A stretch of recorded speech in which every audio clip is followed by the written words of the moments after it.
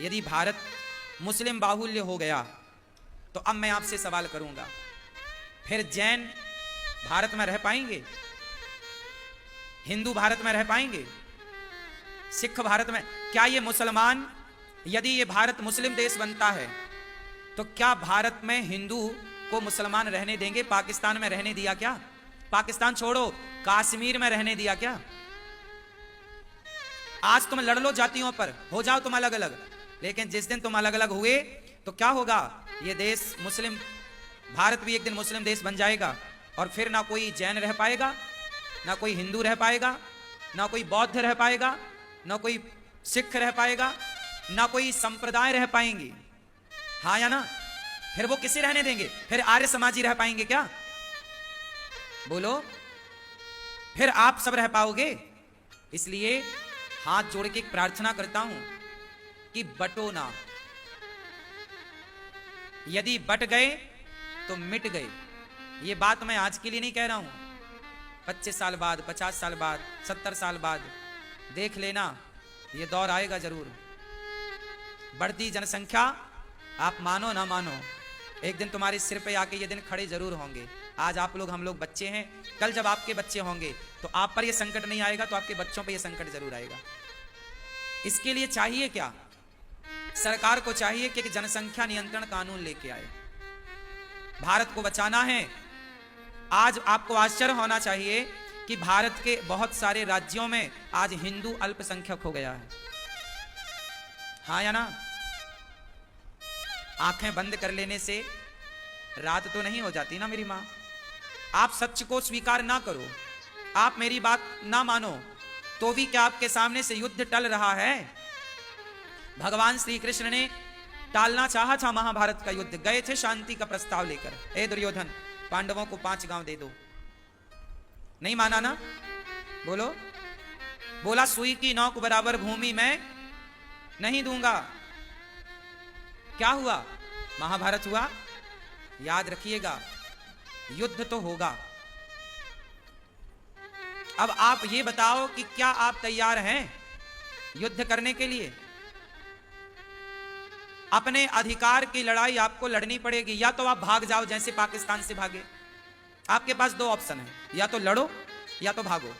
तो बांग्लादेश से भागे कि नहीं? बोलो हाँ। पाकिस्तान से भागे कि नहीं? बोलो हाँ। कश्मीर से भागे कि नहीं? बोलो हाँ। अब आप जिस दिन भारत से भगाए जाओगे तो बताओ कहां जाओगे? या तो तैयारी करो। तैयारी क्या? अपनी बेटियों को आत्मरक्षक बनाओ, झांसी की रानी बनाओ बेटियों को, और बेटों को महाराणा प्रताप और शिवाजी बनाओ, अर्जुन बनाओ।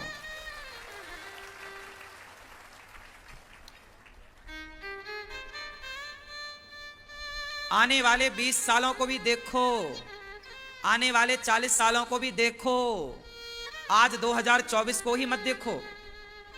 बेवकूफ हैं वो लोग जो 2024 को देख रहे हैं। आने वाला वक्त भी आपके सामने है। समझदार लोग ना वर्तमान को नहीं देखता। आपने देखा होगा अंबानी को, जियो की सिमाई सबसे पहले सबको फ्री में बांटी, फ्री में डेटा दिया, फ्री, जितनी बात करना है, जितना इंटरनेट चलाना है चलाए कि नहीं? साल भर, 2 साल तक फ्री रखा। बोलो हाँ। हाँ, लेकिन 2 साल बाद 500 का, 600 का लाओ।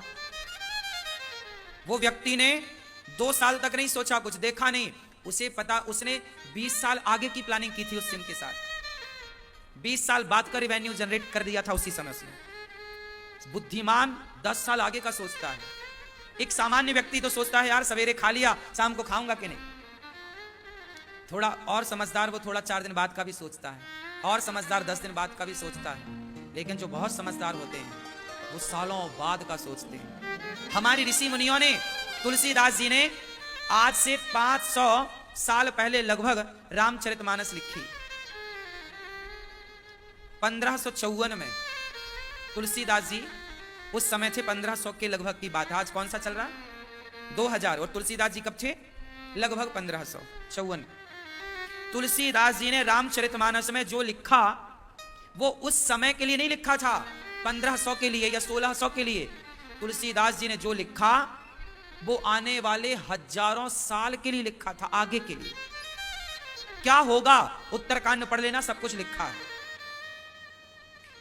आप लोग 10 साल बाद कभी नहीं देख पा रहे हो, और तुलसीदास जी ये लिख दिए, हमारे पुराणों में ये लिखा है कि कलयुग के आखिरी में क्या होगा, मतलब हजारों लाखों साल बाद भी क्या होगा।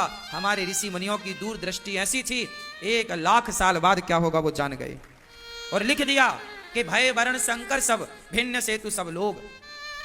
कलयुग के आखिरी में लोग वर्ण संकरी हो जाएंगे, मनमाना आचरण करेंगे। आज देखो वही चल रहा है, ये लड़का वो लड़की, संतान वर्ण संकरी। कोई माँ बाप की बात मानने को तैयार नहीं है। मां नहीं, देखो लिखा है रामचरितमानस की चौपाई बोल रहा हूं, अर्थ आप लोग करना। बोलो, मां नहीं मात पिता नहीं देवा, मां नहीं मात पिता नहीं देवा, साधुन सन करवा वही सेवा। क्या अर्थ हुआ इसका, कि कलयुग में मां नहीं मात, बेटा अपनी मां को नहीं मानेगा, वृद्धाश्रम बनाना मजबूरी हो जाएगी, बेटा मां की सेवा करेगा नहीं, निकाल देगा। लिखा है मां नहीं मात पिता, मां बाप को नहीं मानेगी संतान आगे की। कहां मान रही है आज की संतान अपने मां बाप को। तुलसीदास जी ने 1500 में लिखा है ये सब कुछ, और आज 2024 चल रहा है। जो लिखा था सही हो रहा है, मतलब वो व्यक्ति ऐसे हुए संत, सैकड़ों साल बाद की दृष्टि थी कि नहीं। बोलो हाँ, मां नहीं मात पिता नहीं देवा, देवताओं को भी नहीं मानेंगे, बाप का पिंडदान भी नहीं करेंगे, तर्पण भी नहीं करेंगे, साइंस की 4 बुक पढ़ के बोलेंगे जी अपनी वैज्ञानिक अपनी भगवान है, खुद को ही भगवान मान लेंगे।